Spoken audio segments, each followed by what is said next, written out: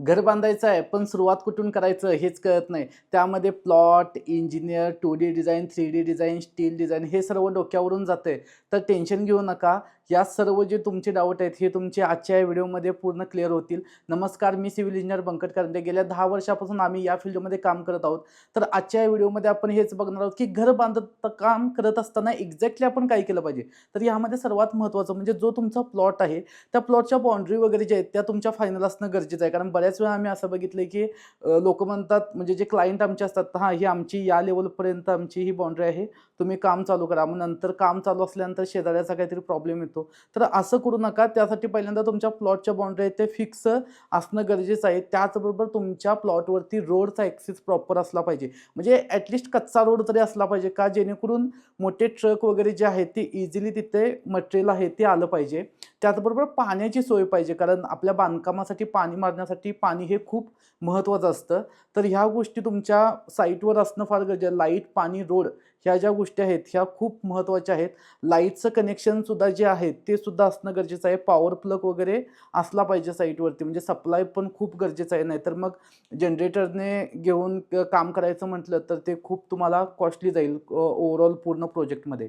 तर हे बेसिक आहे, हे तर असलं पाहिजे. त्यानंतरच तुम्ही काम सुरुवात करू शकता. तर यामध्ये आता फर्स्ट काय आहे, की तुमचा जो प्लॉट आहे, तो आता समजा लेव्हल डिफरन्स जास्त असेल, तर त्याप्रमाणे तो तुमच्या एका अनुभवी इंजिनिअर किंवा आर्किटेक्टना तुम्ही तो प्लॉट दाखवला पाहिजे. त्यानंतर त्यामध्ये प्लॉटमध्ये जर टेबल प्लॉट असेल, साईज वगैरे कन्फर्म असतील, तर काय प्रॉब्लेम नाही. म्हणजे तुम्ही डायरेक्टली ऑनलाईनसुद्धा डायरेक्टली डिझाइन तुम्ही बनवून घेऊ शकता. आपण ती सर्व्हिस देतोच आहे. तर पण जर प्लॉटमध्ये लेव्हल डिफरन्स जास्त असेल किंवा क्रॉस वगैरे असेल किंवा कट टू कट डिस्टन्स असेल, तर त्या केसमध्ये सिव्हिल इंजिनिअर किंवा जे आर्किटेक्ट आहेत त्यांची साईट व्हिजिट असणं खूप गरजेचं आहे. जो तुमचा आता प्लॉट आहे, त्या प्लॉटमध्ये तुम्हाला प्लॅनिंग जे आहे ते कसं करायचं आहे. म्हणजे ग्राउंड फ्लोअरवरती तुम्हाला किती म्हणजे 1 BHK पाहिजे, 2 BHK पाहिजे, पार्किंग किती सोडायची आहेत तुम्हाला. त्याचबरोबर सीटबॅक डिस्टन्स जे आहेत, आजूबाजूने जागा किती सोडायची आहे, तुमचं फ्युचर प्लॅनिंग काय, हे सुद्धा तुमचं क्लिअर असणं फार गरजेचं आहे. त्या प्लॉट प्रॉपर्टीचा तुम्ही कमर्शियल यूज काय करणार आहात का, हे सुद्धा तुम्हाला क्लिअर असणं गरजेचं आहे. पण ही थॉट प्रोसेस आहे ती तुमची पूर्ण क्लिअर पाहिजे. या रिलेटेड सुद्धा आपण एक काही व्हिडिओ बनवलेले आहेत. ते व्हिडिओ तुम्ही वॉच करा आणि अजूनही या रिलेटेडचे काही व्हिडिओज आहेत ते सुद्धा अपलोड होतील. सो त्यासाठी तुम्ही चॅनलला सबस्क्राईब करा. त्यामध्ये तुम्ही हे करू नका. चॅनलला सबस्क्राईब करा. खूप माहिती तुम्हाला मिळत जाईल.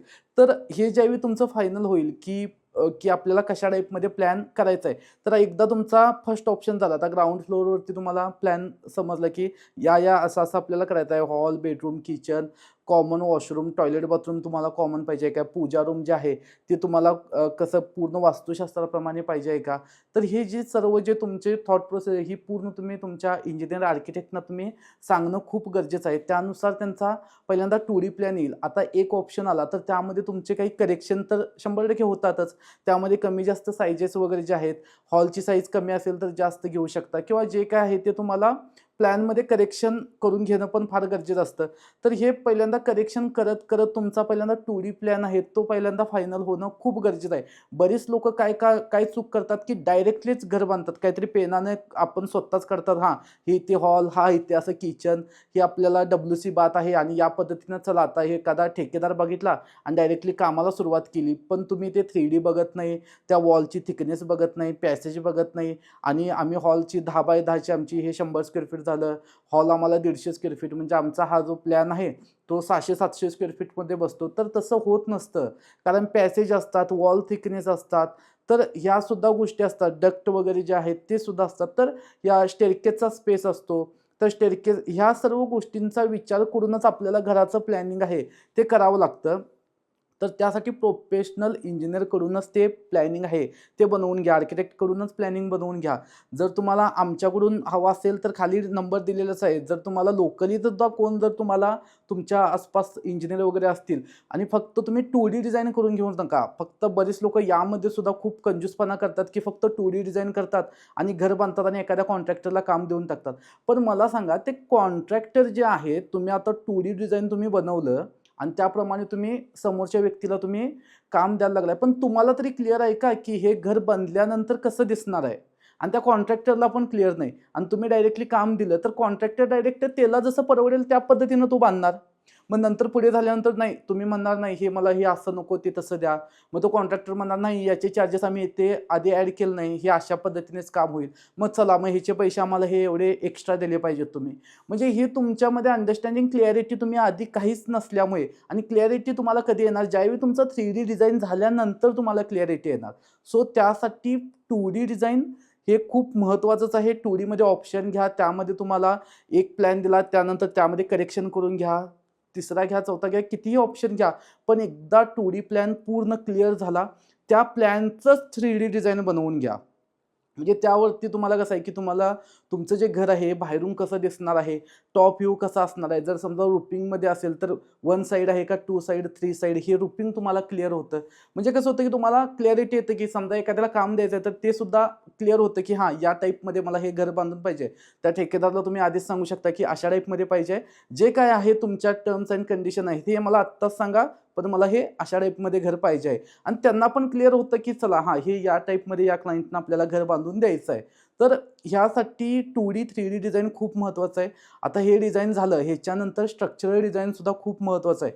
म्हणजे तुमची कॉलमची साईज किती असली पाहिजे, बीम स्लॅबचं वगैरे जे आहे, लोड कॅल्क्युलेट वगैरे करून त्याचं स्टील डिझाइन प्रॉपर जे आहे ते सुद्धा खूप गरजेचं आहे. आणि ह्या गोष्टी करूनच तुम्ही कामाची सुरुवात करा. आणि यामध्ये ह्या गोष्टी झाल्या. आता विथ मटेरियल काम द्यायचं असेल तर सुद्धा तुम्हाला 2D डिझाइन, 3D डिझाइन हे खूप महत्त्वाचं असतं. सो त्यासाठी डिझाइन पैसे जातात म्हणून तुम्ही त्यामध्ये कंजूसपणा करू नका. कारण डिझाइनचे पैसे जर तुम्ही वाचवायला गेलात तर तुमचे पुढे जाऊन लाखो रुपयाचे नुकसान होईल. आणि जरी तुम्ही घर बांधलं तर एक समाधान मिळणार नाही, की आपल्याला हे अजून चांगला पण करू शकलो असतो. पण आपण हे करू शकलो नाही, कारण कारण या ट्रायल एरर ज्या आहेत हे आपण सॉफ्टवेअरमध्ये करून बघतो ना. पण हे आपण डायरेक्टली जर बांधायला लागलो घर, तर ते आपल्याला समजत नाही. डायरेक्ट बनवावं लागतं आणि मगच बघावं लागतं. पण हे घर बनवण्यासाठी आपण किती वेळ घालवला आहे, किती पैसे खर्च केलेला आहे, हे पण आपण कॅल्क्युलेट केलं पाहिजे. आणि जर एवढे करून सुद्धा जर ते आपल्याला समाधानकारक जर ते घर होत नसेल तर काय उपयोग नाही. सो त्यासाठी कोणतेही तुमच्या आसपासचे जे कोण इंजिनिअर, आर्किटेक्ट आहेत त्यांच्याकडून जरी तुम्ही बनवून घेणार असाल डिझाइन तरी बनवून घ्या. कारण 2D डिझाइन, 3D डिझाइन एकदा तुमचं बनलं, की तुम्हाला बजेटसुद्धा ॲक्युरेट समजतं, की या लेव्हलपर्यंत तुमच्या घराचं जे बजेट आहे हे या लेव्हलपर्यंत जाऊ शकतं. सो त्यासाठी फर्स्ट स्टेप जी आहे, घराची सुरुवात कुठून करायचं जर तुम्ही मला विचारलं तर समरी लास्टची व्हिडिओची, तर सर्वात महत्त्वाचं तुमचं 2D प्लॅन, 3D डिझाइन हे खूप गरजेचं आहे. त्याप्रमाणे तुम्हाला बजेट एस्टिमेट जे आहे ते तुम्हाला क्लिअर होऊन जातं. आणि त्याप्रमाणे मग तुम्ही घराचं काम आहे ते तुम्ही सुरू करू शकता. ओके, आय होप तुम्हाला हा व्हिडिओ आवडला असेल. व्हिडिओ आवडला असेल तर व्हिडिओला लाईक आणि चॅनलला सबस्क्राईब करायला विसरू नका. धन्यवाद.